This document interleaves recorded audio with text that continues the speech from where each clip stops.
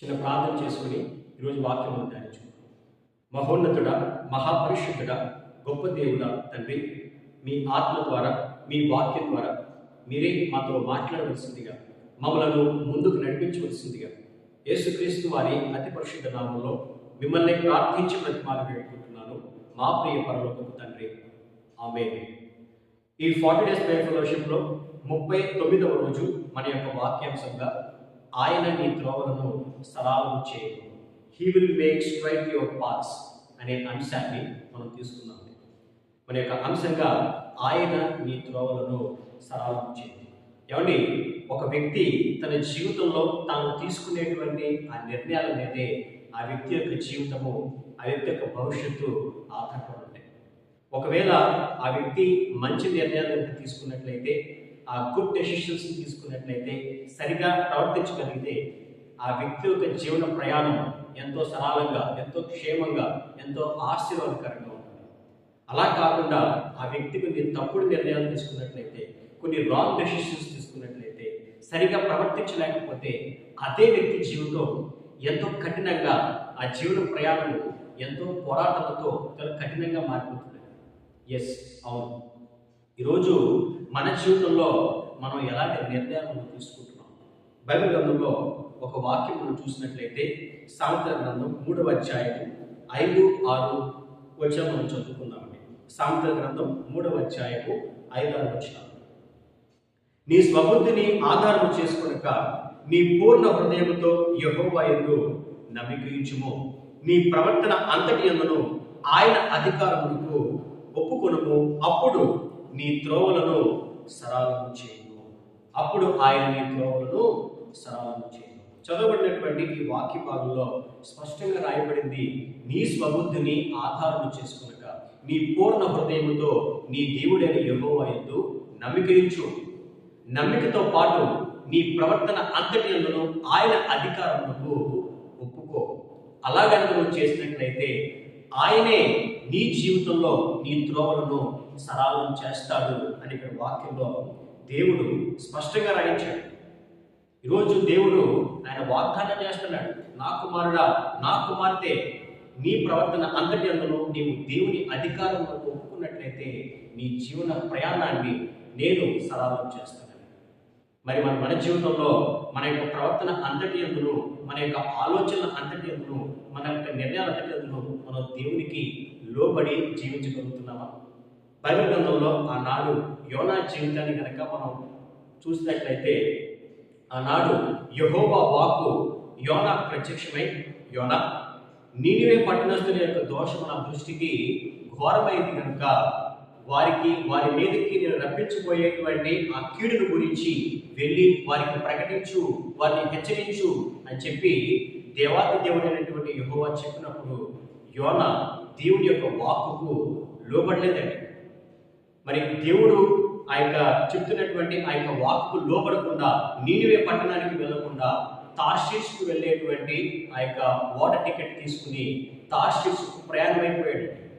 ఇక్కడ యోనా దేవుని చిత్తాన్ని పక్కన పెట్టి తన స్వబుద్ధిని ఆధారం చేసుకుని తనకు నచ్చినటువంటి పని చేయడానికి ప్రయత్నం చేశాడు.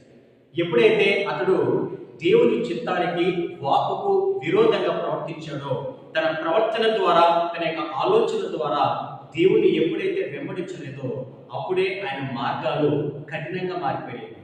అప్పటి వరకు ప్రశాంతంగా ఉన్నటువంటి వాతావరణం ఒక్కసారిగా ఆ యొక్క గాలివానతో, తుఫానుతో రేగినట్టుగా మనం బైబిల్లో చూస్తాం. ఆ వాక్యం మనం చదువుకున్నట్లయితే యోనా గ్రంథము 1వ అధ్యాయము 4వ వచనం. అయితే యెహోవా సముద్రము మీద పెద్ద గాలి పుట్టింపగా సముద్రమందు గొప్ప తుఫాను రేగి ఓడ బద్దలైపోగతి వచ్చెను. అప్పటి వరకు వాతావరణం ప్రశాంతంగా ఉన్నటువంటి ఆ వాతావరణంలో ఒక్కసారిగా దేవాది దేవుడైనటువంటి యెహోవా ఆ సముద్రం మీద గాలి రేపినప్పుడు ఆ యొక్క ఓడ బద్దలైపోతుందేమో అన్నంతగా ఆ వాతావరణం మారిపోయింది. ఆ ఓడలో ఉన్న వాళ్ళకి ఏమీ అర్థం అవ్వలేదు. ఇదేంటి, ఇలా జరిగింది అని చెప్పి వారందరూ కలిసి చీట్లు వేస్తే యోనా పేరు మీదుగా ఆ చీటు వచ్చిందండి. ఆ తర్వాత అతని మాటలను బట్టే, యోనా మాటలను బట్టే అతన్ని ఎత్తి సముద్రంలోంచి పడవేసినట్లుగా కూడా మనం అదే యోనా గ్రంథంలో చూస్తాం. ఏమండి, అక్కడితో సమస్య పరిష్కారం అయిపోలేదు. తుఫాను ఆగిపోయినప్పటికీ యోనా యొక్క ప్రయాణం, ఆ యొక్క ప్రయాణం ఇంకా సరళం కాలేదు. అప్పుడే ఒక గొప్ప మత్స్యము, ఒక గొప్ప చేప యోనాను మింగేస్తుంది. ఆ వాక్యం మనం చదువుకున్నట్లయితే యోనా గ్రంథంలోనే 1వ అధ్యాయము 17వ వచనంలో, గొప్ప మత్స్యము ఒకటి యోనాను మృంగవలనని యెహోవా నియమించి ఉండగా యోనా 3 దినములు ఆ మత్స్యం యొక్క కడుపులో ఉండెను. ఏమండి, ఇంత కష్టం, ఇంత వేదన యోనా కడుపుల కారణం ఏంటి? అప్పుడు చేప కడుపులోకి వెళ్ళిన తర్వాత అప్పుడు పశ్చాత్తాపంతో దేవుణ్ణి ప్రార్థిస్తున్నాడు. అయ్యా, నన్ను క్షమించు, నన్ను బ్రతికించు అని చెప్పి. అన్నీ బాగున్నప్పుడే అతడు దేవుని వాక్కుకు లోబడి ఉంటే ఆ పరిస్థితి వచ్చేది కాదు కదండి. చేప కడుపులోకి వెళ్ళిన తర్వాత కానీ అతను దేవుని పట్ల ఆయన పశ్చాత్తాపడలేదు. ఈ రోజుల్లో కూడా అనేక మంది ఈ రకంగానే వారు జీవిస్తున్నారండి.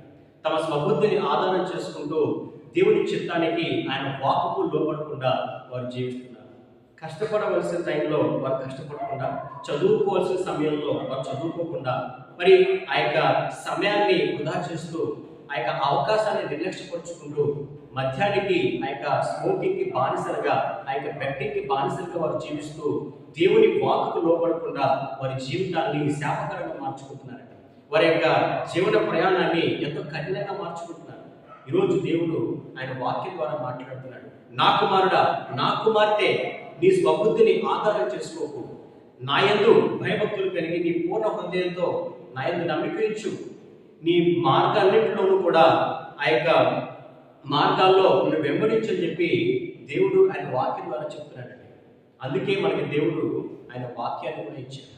కీర్తన గ్రంథం 119వ కీర్తన 105వ వచనం చదువుకున్నట్లయితే, 119వ కీర్తన 105వ వచనం, నీ వాక్యము నా పాదములకు దీపము, నా త్రోవకు వెలుగునై ఉన్నది. ఏమండి, మనకి దేవుడు ఇచ్చినటువంటి ఆ వాక్యము మన జీవితంలో ఈ చిమ్మ చీకట్లో కూడా మనకు వెలుగు ఇవ్వగలిగేటువంటి ఒక గొప్ప వాక్యంగా, గొప్ప వెలుగుగా దేవుడు ఆ వాక్యాన్ని ఇచ్చాడండి. ఆయన వాక్కునిస్తున్నాడు. కాబట్టి మన జీవితంలో మన యొక్క జీవన ప్రయాణం సరళంగా మార్చబడాలన్నా, మన జీవితం సాఫీగా సంతోషంగా వెళ్ళిపోవాలన్నా మనం మన దేవుని వాక్కుకు లోబడాలి, దేవుని ఆజ్ఞకు లోబడాలని దేవుడు ఆయన వాక్యం ద్వారా చెప్తున్నాడు. కాబట్టి మన ప్రభువు మనతో చెప్తున్నట్లుగా ఆయన వాక్కుకు మనం లోబడదాం, దేవుని చిత్తాన్ని తెలుసుకుందాం, మన ప్రవర్తన అంతటిలో ఆయన అధికారములకు ఒప్పుకుందాం. అప్పుడు మన జీవితంలో ఆయన మన యొక్క మార్గాలను ఆయన సరళం చేస్తాడు. దేవుడు తన పరిశుద్ధ వాక్కును దీవించి ఆశీర్వదించును గాక. ఆమేన్.